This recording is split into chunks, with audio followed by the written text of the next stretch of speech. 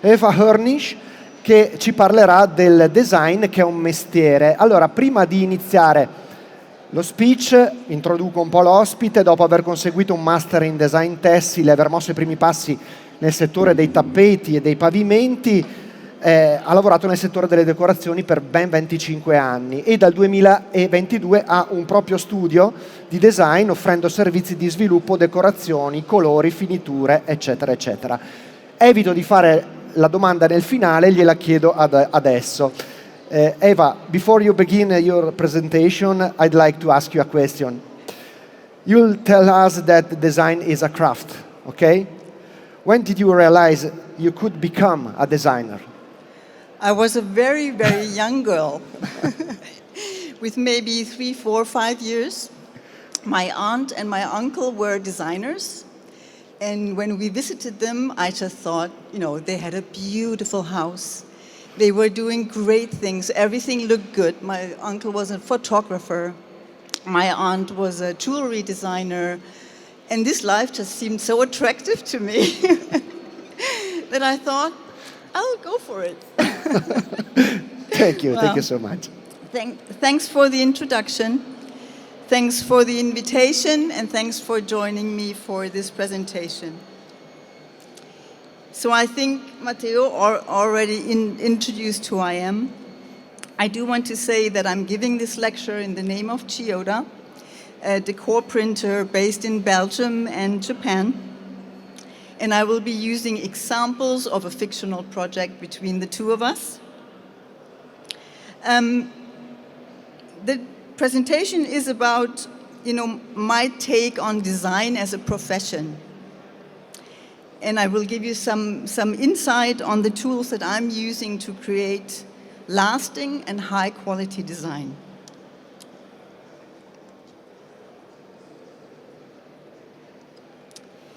So, I want to start with the very basics.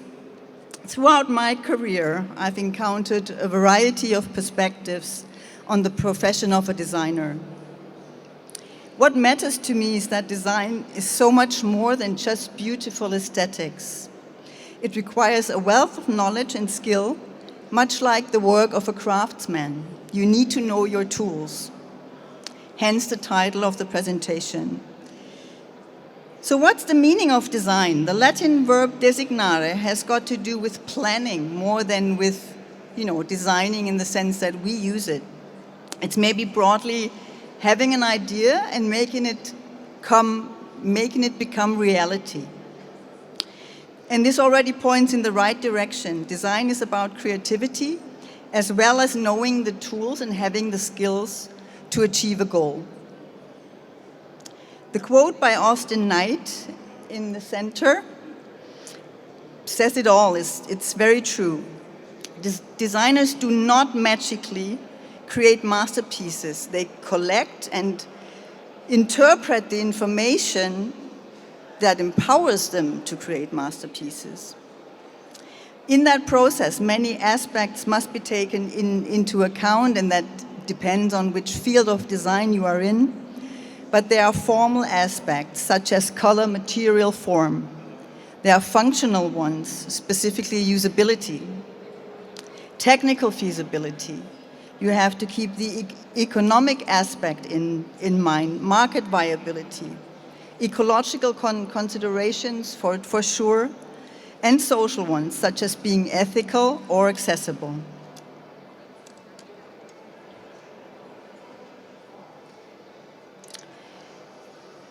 So how does design differ from art and craft? And where do the overlaps lie? The essential difference from art is function. Good design must work. Pretty-looking knickknacks are not design. While art is about the artist, its expression and provocation, design is a solution for a user. It is never completely free. Craft comes into play too. So looking back, art was born during Renaissance when it separated from craft. The understanding of the artist transformed from the status of an anonymous craftsman to become an intellectual creator. Artists began signing their works to mark their names and their personal style, much like a fashion or a product designer today who becomes a brand through his own style, right? The designer as such was likely invented during the era of industrialization and mass production. It was at this juncture that a distinction was drawn between the originator of ideas and planner and the executing force, the craftsman. At Bauhaus, craft, again, was viewed in unity with art and design, sort of as a starting point for a product. Designers need to know about how things are made, about the materials and tools. Students at Bauhaus were taught by a form master, sort of a designer, and a workshop master, the craftsman. Designers were viewed as craftsmen and artists at the same time. In this tradition, I view myself as a designer. I approach the task assigned to me with the mastery of my tools and creativity. And no doubt today design is a crucial economic factor. We all know that everything that surrounds us gets designed. And while there are fields where design overlaps with art, craft, and marketing, it's mainly seen as a profession in its own right, and a very important one. If I was to write a job description of a product designer, here's the 3 buckets of expertise. Designers provide direction through research and network. They are part of the radar and compass of a company. Like sales and marketing, they observe and understand the market. They track and forecast trends. They know their customers. They know their tools. And they are the inventors of the future. Designers are the design competence center in the company. They analyze collections from a design angle. They are the go-to persons for color systems. They can identify patterns and materials, and they have a super eye for design and matching texture, color, and pattern. Most importantly, they are the creative minds, the ones with a vision. They innovate and inspire. They give us words, imagery, and story, and embody the design spirit of a company.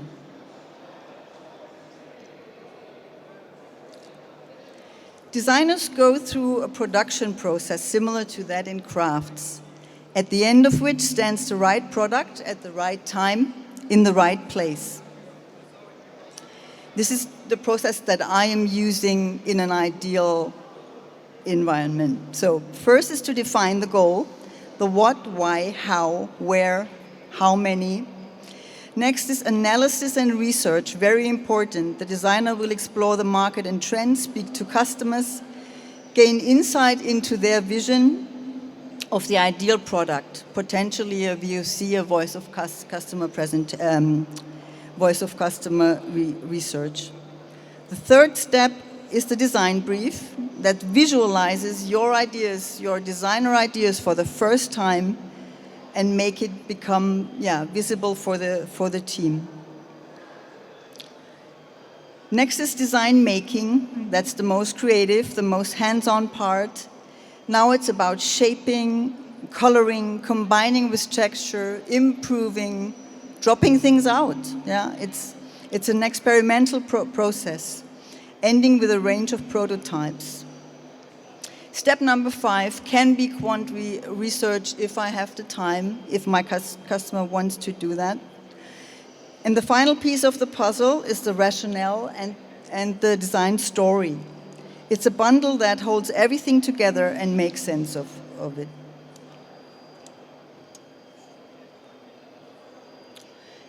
So based on this process, join me now for a short story of a fictional design project together with Chiyoda. So let's assume we have this project together. Defining the goal. An HBL compact producer requests 2 new decors for a facade cladding range. Main application is residential housing in Europe. The large panel size of the application needs to be considered, meaning large repeats and images. That's the framework. This is also the point in time to define budget, technological implications, new technology that gets used, timelines, any limitations. So that is the scope. And once the scope is clear, the research process is next. I would start, as a designer, I would start digging into current architectural projects that could be a source of inspiration. I would check out, famous architects, landmark buildings. I do want to understand what's the talk in the streets. What is the inspirational and influential projects that are important in the design material world. This research today is mainly online. If time matches, I'd visit a building materials fair such as BAU or Interzum, or also a general design fair such as 3 Days of Design or Dutch Design Week. It's always important to capture what you see, take photos, contextualize.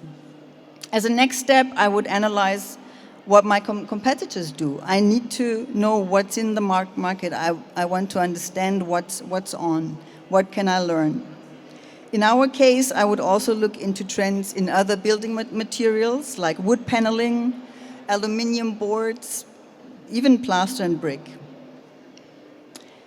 In that phase, speaking to major customers, like customers in the meaning of an end consumer, can be very helpful. It can bring you back down to earth if your ideas are too great, or open an entirely new vision. So if there's the time, it's a great exercise to go through.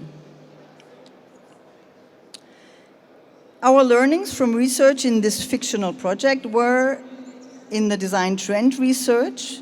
We are speaking of a counter-movement to AI, favoring craftsmanship, organic and sustainable materials, and traditional techniques.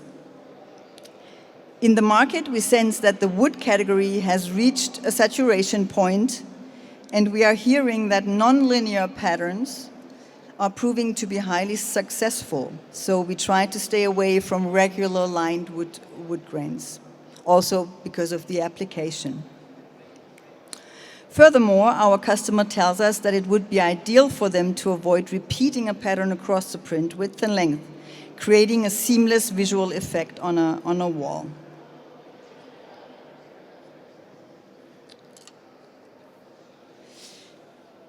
And here's just, a little side note on trends. Trends are always a hot topic for designers, and there has been a major change in how we work with trends and how trends evolve and are viewed. And don't get me wrong, in my view, an understanding of current trends is indispensable for product design. There is no end of trend. We still need to take a look at trends. It is trend in the sense of societal and lifestyle, technological and cultural changes.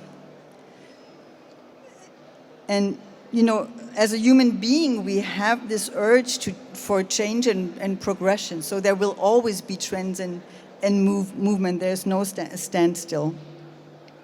So what matters is identifying which types of trends are relevant.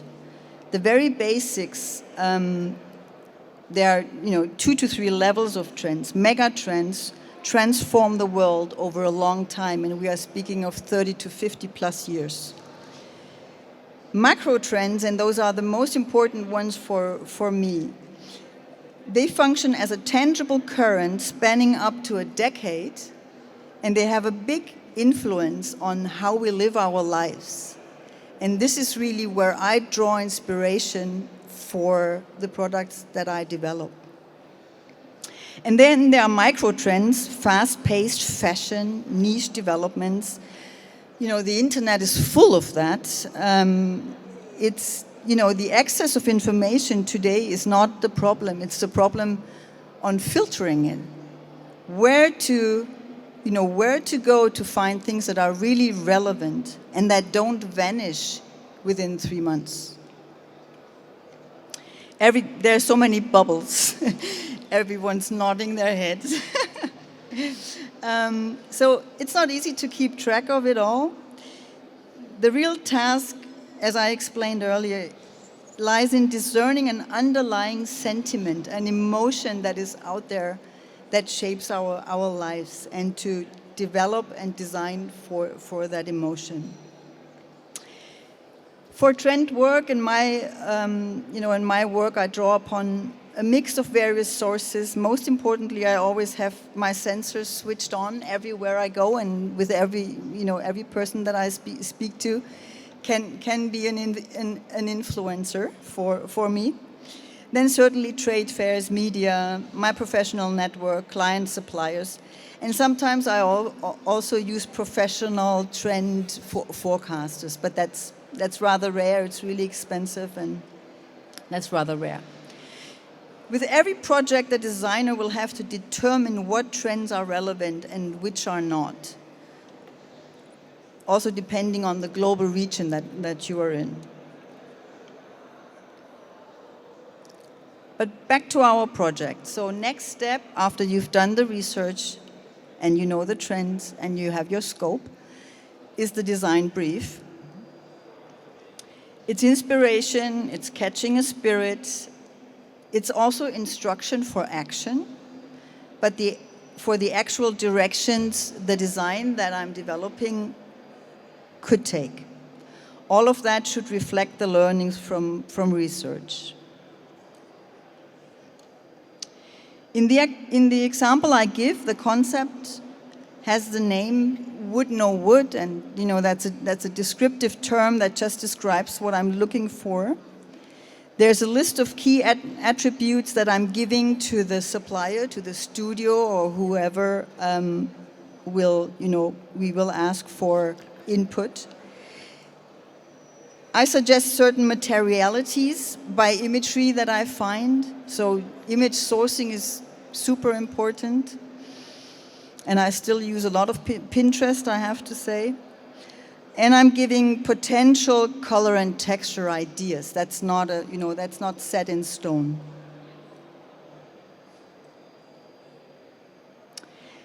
And the second design falls under the category of organic gridded. Now that was more difficult because there's nothing like what I had in mind. There's nothing out there yet. So how do I describe that? That means, finding imagery that sort of explains the idea that I have. In this case, the idea is to use an organic all-over geometric pattern.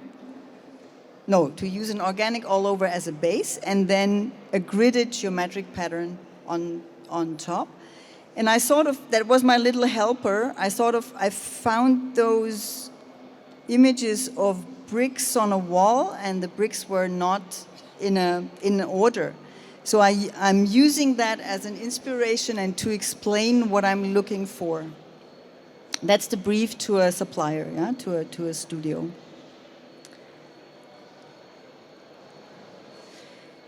Next is design making. Some types of patterns I can create myself, but with wood grains and stones being the major categories, it is rare. So I reach out to studios who offer such designs or work directly with the Chiyoda team.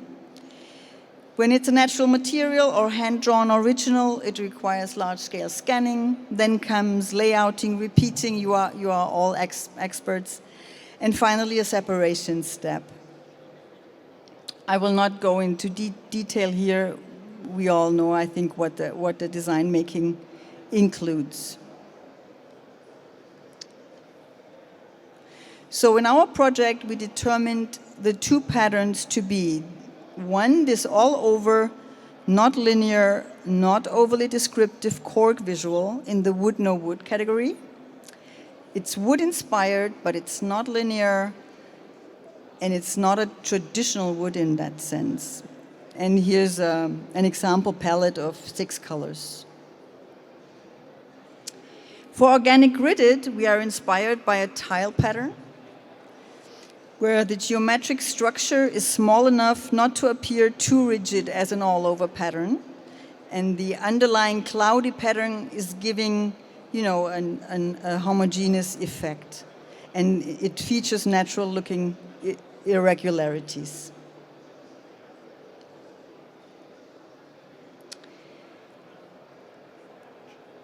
So, once you are done with design making, you would have a series of prototypes in your hand. Now, you can go through quantitative research with that. That would be my customer doing that. It's a good idea to do this because it's giving validation to your design thoughts, because your end customer will tell you, this is what I require, right? This is the color that I can sell. So whenever there's the time, it's really worth doing this. It's also for internal selling for the designer, because it's validating, yeah?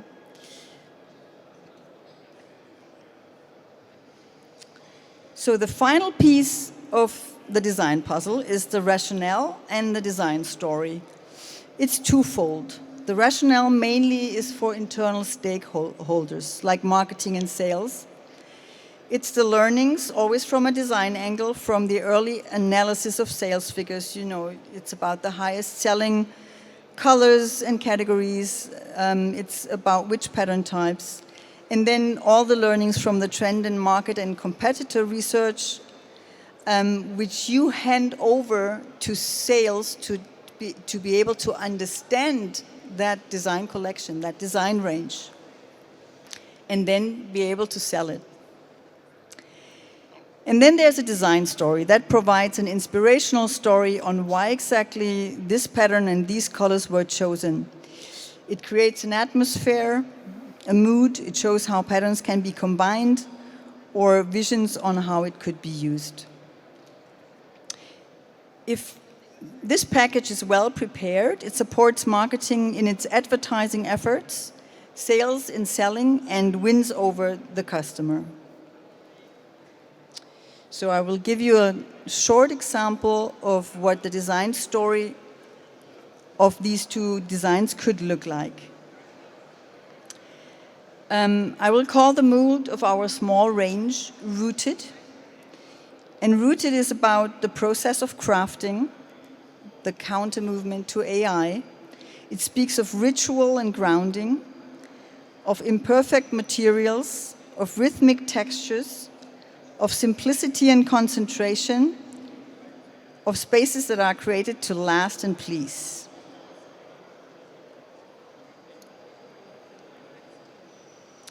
In Rooted, we cherish time and the stillness of nature, getting away from the stress of it all, creating sanctuaries that offer retreat and tranquility in our turbulent times.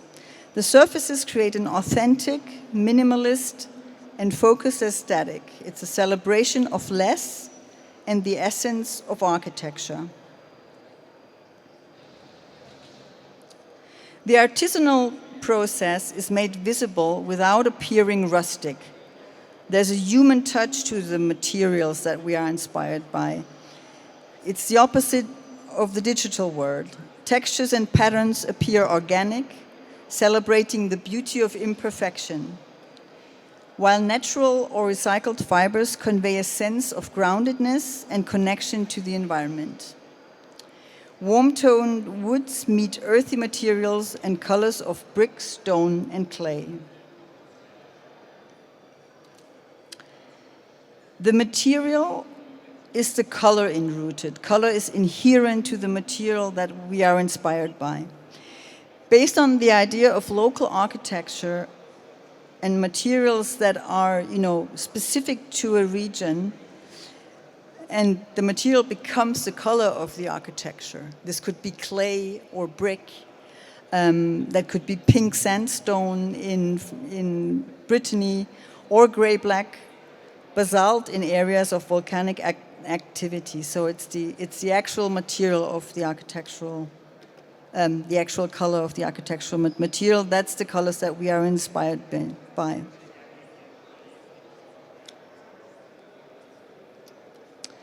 And I always like to show how the colors in a range coordinate. That's a very helpful tool for internal, but also for external sales. It's great for the customer. Not everybody has that sense of color. So it's really worth it, showing how colors combine when they are placed next to each other. And it's always good to keep that in the back of your head while you develop. Now, there could be more included in the design story, like showing the new decors in application and elaborating on the various inspirations, but I don't want to hold you for too long. So I'm finishing the design story, and I'm finishing my presentation. I want to thank you for coming by. Please reach out to me for any questions. I know Matteo has a question. Do you? Are there any questions? Wait. No? Eva, in your experience, can a trend be cyclical? If so, what's the average time it takes to return? For example, the color combination or other similar things? I think color is more, because color is always a color combination. So there's more play and more change in colors, I think, and it's rare that exact color combinations come back. But I want to give you an example of finishes. There was a cycle, and this is when I joined the industry, everything was glossy. Everything was flat glossy. And that changed with, innovation in product, that changed into a very matte era for, the last the last 15 years. And now the glossy is coming back. We've seen that in Milan. There is a lot of mix of super matte and glossy in the same room. That like one furniture piece is glossy, one is matte. So it's not pure gloss yet. But there's definitely an evidence that the time for glossy is coming back. So, and this would mean it's a cycle of 20 plus years. 20 plus years. But also very important to understand that this is only valid for Europe. For other continents. In India, gloss was never gone. Yes. Thank you, Eva. Thank you. Very welcome.